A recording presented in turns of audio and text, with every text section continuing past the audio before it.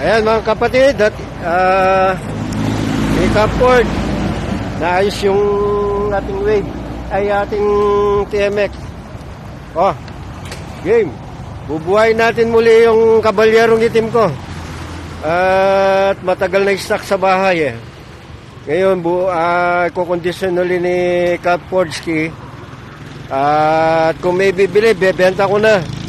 Magpapalit na ako ng siguro matic.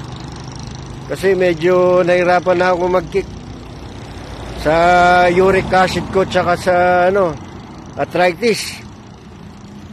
Kaya baka baka mag-button na ako nito.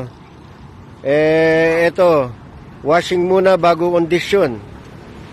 Malupit itong TMX ko na ito mga kap. Simple lang to pero rock and roll. Super stock.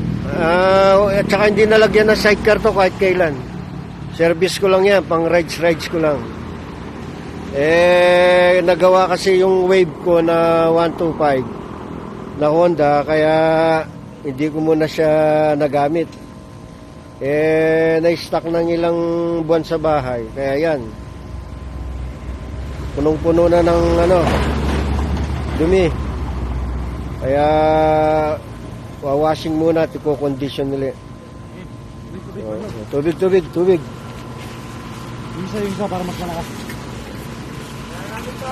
Wait lang, tubig.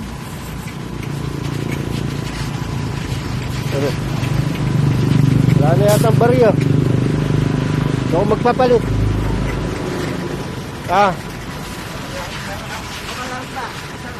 Magpapalit ko gano'n eh.